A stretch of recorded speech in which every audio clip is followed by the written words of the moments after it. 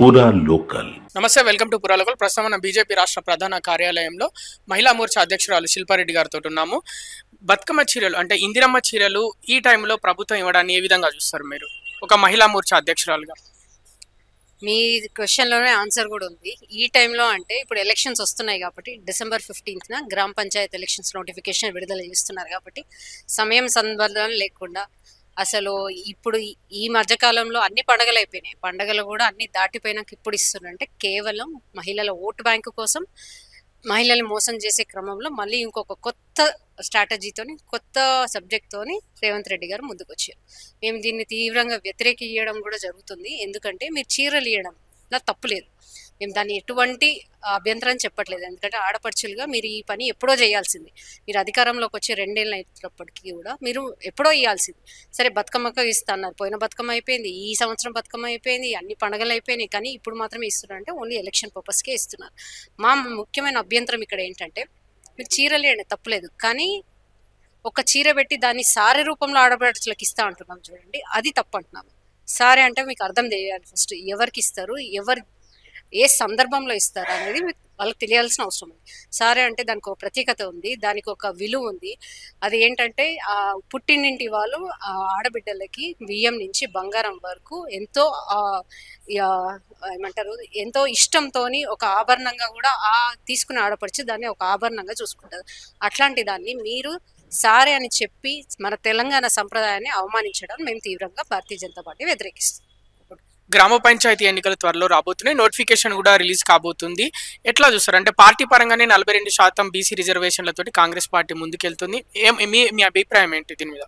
మా పార్టీ కూడా ఆల్రెడీ మేము కూడా ఇస్తామని చెప్పినా దానికి ఏకీభవించినాము, కానీ అది ఫైనల్ డిసిషన్ కోర్టు నుంచి రావాలి. కాబట్టి బీసీ రిజర్వేషన్ అనేది ఇప్పుడు లేదు, ఎప్పటి నుంచో ఉంది, సెంట్రల్ గవర్నమెంట్ కూడా ఇస్తుంది. కాబట్టి ఏ విధంగా ముందుకెళ్లాలో ఆ విధంగా ముందుకెళ్ళడం జరుగుతుంది. గ్రామ స్థాయిలో బీజేపీ పార్టీ వీక్ ఉందని వార్తలు వస్తున్నాయి, ఏం చెప్తారు? మరి గ్రామ పంచాయతీ ఎన్నికలు రాబోతున్నాయి, కార్యకర్తలకు ఏం చెప్పాలనుకుంటున్నారు గ్రామ స్థాయిలో ఉన్న వాళ్ళకి?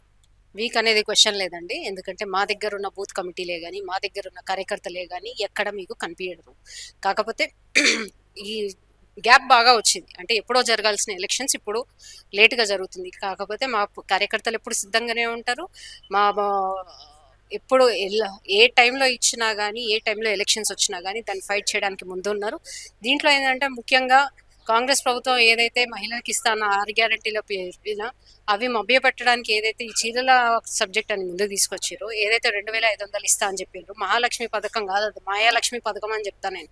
ఎందుకంటే పాపం ఆ చిన్న చిన్న అవసరాలు వాళ్ళకి తీరుతాయని చెప్పేసి వాళ్ళు ఏదైతే నమ్మి 2500 నెలకు వస్తే ఏ ట్యూషన్ ఫీజో, ఏ పిల్లలకి చిన్న చిన్న అవసరాలు తీర్చుకోవచ్చు అని ఏదైతే నమ్మి వాళ్ళకి ఇచ్చారో, ఇప్పటికి 23 months అవుతుంది. అంటే ప్రతి ఒక్క ఆడబిడ్డకి 57,500 రూపీస్ ఇప్పటివరకు రావాలి. అది ఏమి ఇవ్వకుండా చీరలో ఒకటే ఆశ చూపించి దీన్ని మాఫీ చేద్దామనే ఒక ప్రయత్నం నాకు కాంగ్రెస్ ప్రభుత్వం చేస్తుంది.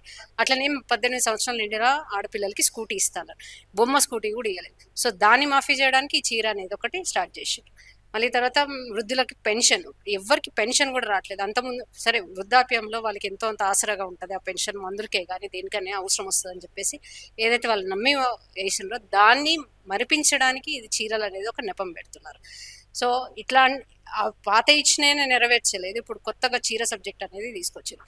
పర్వాలేదు, చీర ఇవ్వండి, కానీ అదే చీరలు కట్టుకొని రేపు మీకు లోకల్ బాడీ ఎలక్షన్స్లో మీకు అగెన్స్ట్గా ఓటేసి అభయహస్తం అని ఏదైతే మీరు చూపిస్తారో మీకే అది భస్మాసుర హస్తంగా మీకు కాబోతుంది. జూబ్లీహిల్స్ బై ఎలక్షన్లో బీజేపీ పార్టీకి డిపాజిట్ రాలేదు, ఈ కారణం ఏంటంటారు? కారణము అందరికీ తెలిసిన విషయం, ఎందుకంటే అక్కడ మనీ వర్సెస్ ధర్మంగా నిలిచింది. మనీ ఎంత ఓవర్ఫ్లో అయింది అనేది మీకు తెలిసిన విషయం. ఆయన ఎక్కడ పడితే అక్కడ స్వింగ్ మెషిన్లు, కూలర్లు, టీవీలు పంచుకుంటూ పోతాం. మేము స్వయంగా కల్లారా చూసినాం, ఎందుకంటే మేము వర్క్ చేసినాం కాబట్టి.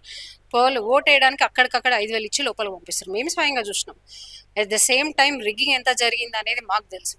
అంటే అతని రౌడీజం అతని ముందు మామూలుగా అంటే దౌర్జన్యం, రౌడీజం, అక్కడ బలో ప్రదర్శన, at the same time money విచ్చలవిడిగా మనీ పంచడం జరిగింది. కాబట్టి ఈ ఒక ప్రాబ్లం ఏర్పడిందని చెప్తాను. అలాగే 3 లక్షల ఓట్లు ఉన్నాయి దాదాపు జూబ్లీహిల్స్ నియోజకవర్గంలో హిందువుల ఓట్లు. హిందువుల పార్టీ అని చెప్పుకునే బీజేపీ పార్టీకి హిందువుల ఓట్లు ఎందుకు పడలేదు అనుకుంటున్నారు మీరు? ఇక్కడ అదే చెప్తున్నాను కదా, ఇక్కడ డబ్బు వర్సెస్ ధర్మంగా తయారైంది. అంటే హిందువులు డబ్బులు తీసుకునే ఓట్లు బీజేపీ పార్టీకి వేయలేదు అనుకుంటున్నారా? వాళ్ళు డబ్బులు ఎవరిస్తే ఆ పార్టీకి ఓటేశారు అనుకుంటున్నారా? ఇక్కడ ముస్లిమ్స్ అందరూ కలిసి ఒక్క తాటి మీద అందరూ ఓట్ చేయడం జరిగింది. హిందువులో ఇదే ప్రాబ్లం వచ్చింది, హిందువులు బయటికి వచ్చి ఓట్ చేయకపోవడమే మాకున్న మేజర్ ప్రాబ్లం. అదే జరిగింది, మళ్ళీ కూడా అదే రుజువు అయింది. ఎందుకంటే చాలా మంది ఎడ్యుకేటర్స్ బయటికి వచ్చి ఓట్ చేయకపోవడమే దాని మా ఫెయిలియర్, మేము ఓడిపోవడానికి కారణమైంది. ఎట్లయితే ముస్లిమ్స్లో యూనిటీ ఉందో అదే ముస్లిమ్స్ అదే యూనిటీ మన హిందూలో కూడా ఉంటే ఎక్కడ కూడా మేము ఓడిపోయే ప్రసక్తి లేకుండా. కానీ రానున్న రోజుల్లో మాత్రం ఖచ్చితంగా ఇది ఒక మాకు లెసన్గా మేము తీసుకొని రానున్న రోజుల్లో మాత్రం డెఫినెట్గా హిందూ ఓట్ బ్యాంక్ పెరిగే విధంగా మేము ప్రయత్నం చేస్తామని ఈ సందర్భంగా